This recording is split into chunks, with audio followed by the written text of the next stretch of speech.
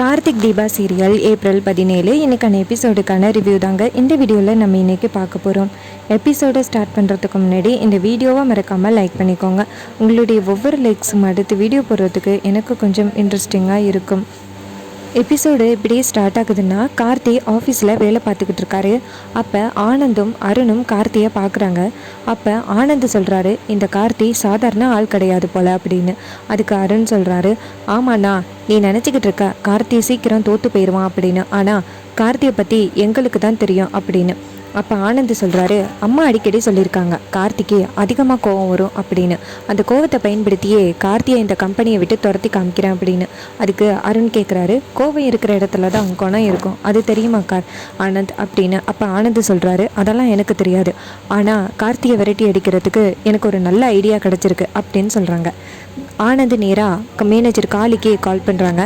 அப்போ அவர் கேட்குறாரு, என்ன சார் வேணும் அப்படின்னு. அதுக்கு ஆனந்த் சொல்கிறாரு, ஒரு முக்கியமான விஷயம், நீ நேராக வந்து கேபினுக்கு வா அப்படின்னு.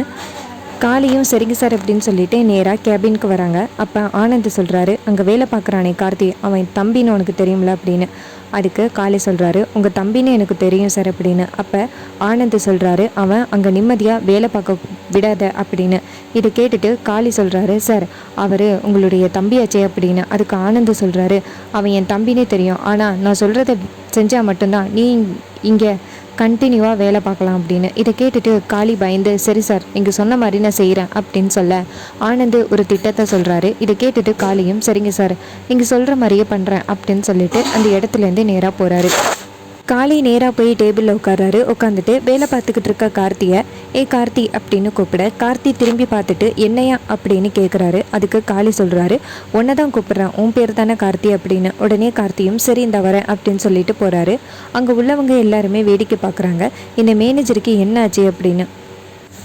கார்த்தி நேராக மேனேஜர் பக்கத்தில் வந்து நிற்கிறாரு. அதுக்கு கார்த்தி கேட்குறாரு, என்னாச்சு சார், ஏதாவது பிரச்சனையா அப்படின்னு. அதுக்கு காளி சொல்கிறாரு, எனக்கு வேலை பார்த்து கை கால்லாம் வலிக்குது, நீ போயிட்டு எனக்கு ஒரு காஃபி போட்டு கொண்டு வா சூடா அப்படின்னு சொல்ல கார்த்தி முறைக்கிறாரு. அப்போ மேனேஜர் சொல்கிறாரு, இங்கே பாரு, நான் இங்கே மேனேஜராக இருக்கேன், நான் சொல்கிறத நீ கேட்கணும், போய் போட்டு எடுத்துகிட்டு வா அப்படின்னு சொல்ல கார்த்தி அந்த இடத்துலேருந்து போகிறாரு. அப்போ ஆனந்த் சொல்கிறாரு, கார்த்தி இன்னும் கொஞ்சம் நேரத்தில் கோவப்பட போகிறான், அவனை இந்த கம்பெனியை விட்டு ஃபயர் பண்ண போகிறேன் அப்படின்னு சொல்கிறாங்க. அதுக்கப்புறமா கார்த்தி நேராக காஃபி எடுத்துகிட்டு வராரு. எடுத்துகிட்டு வந்து டேபிளில் வைக்கிறாரு. வச்சுட்டு மேனேஜரை பார்த்து கொஞ்சம் இறங்குங்க சார் அப்படின்னு சொல்ல மேனேஜர் இறங்கி காஃபி எடுக்க போகிறாரு. அப்போ டக்குன்னு கார்த்தி ஒரு நிமிஷம் பொறுங்க சார் அப்படின்னு சொல்லிட்டு அவர் கையிலேருந்து காஃபியை பிடுங்கி கார்த்தி நேராக டேபிளில் உட்கார்றாரு. உட்காந்துட்டு காஃபி குடிக்கிறாரு. இதை பார்த்துட்டு மேனேஜர் கேட்குறாரு, என்ன பண்ணுற அப்படின்னு. அதுக்கு கார்த்தி சொல்கிறாரு, காஃபி குடிக்கிறேன், பார்த்தா தெரியலையா அப்படின்னு. அதுக்கு மேனேஜர் சொல்கிறாரு, என் கண்ணு முன்னாடியே உட்காந்து குடிக்கிறியா அப்படின்னு. அதுக்கு கார்த்தி சொல்கிறாரு, இங்கே பாருங்கள், நான் இங்கே வேலை பார்க்க வந்திருக்கேன், உங்களுக்கு எடுபடி வேலை பார்க்குறதுக்கெல்லாம் நான் இங்கே வரல. இங்கே பாருங்கள், உங்களுக்கு காஃபி வேணும்னா நீங்கள் போயிட்டு எடுத்துகிட்டு வாங்க, அதை விட்டுட்டு அடுத்தவங்க கிட்டே வேலை சொல்லாதீங்க அப்படின்னு. அப்போ ஆனந்த் அருண் கிட்டே சொல்கிறாரு, அங்கே ஏதோ பிரச்சனை நடக்குதுன்னு நினைக்கிறேன், வா போய் பார்க்கலாம் அப்படின்னு சொல்லிட்டு ரெண்டு பேருமே வராங்க.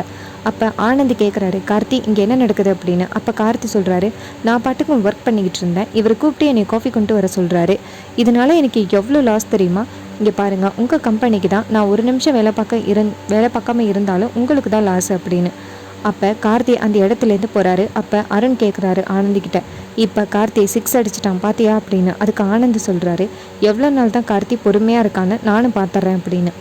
அதுக்கப்புறமா சேனை சிட் பண்ணி ரியாவை காமிக்கிறாங்க.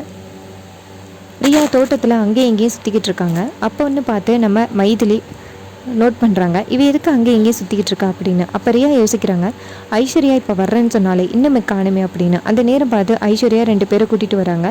அவங்க 2 பேரும் பிரபல சீரியல் ஆக்ட்ரஸ். 2 பேருமே வந்துட்டு நடிக்கிறதுக்காக வந்திருக்காங்க. ரியாவோட மாமனார் மாமியாரா.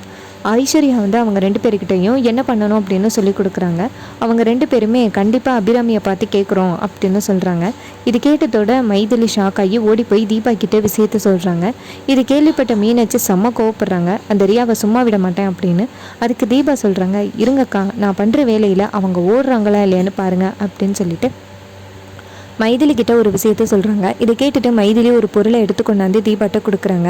தீபாவும் அதை வாங்கிக்கிட்டே நேராக வீட்டுக்கு போகிறாங்க. அங்கே போய் பார்த்தா அந்த ரியாவோட டூப்ளிகேட் அம்மா அப்பா உட்காந்துருக்காங்க. அவங்கள பார்த்துட்டு நம்ம தீபா சொல்கிறாங்க, நீங்கள் தான் அந்த ரியாவோட மாமனார் மாமியாரா அப்படின்னு. அதுக்கெல்லாம் ஆமாம் அப்படின்னு சொல்லுதுங்க. அப்போ நம்ம தீபா போய்ட்டு காஃபி போட்டு கொண்டு வராங்க. முக்கியமாக அந்த காஃபியில் பேதி மாத்திரையை கலந்து போட்டு கொண்டு வராங்க. இது இவங்களுக்கு தெரியாது. அதோட ரொம்ப இன்ட்ரெஸ்டிங்காக எபிசோடு ஃபினிஷ் பண்ணியிருக்காங்க. இதே மாதிரி அப்டேட்ஸ் வேணும்னா இந்த சேனலை சப்ஸ்கிரைப் பண்ணிக்கோங்க.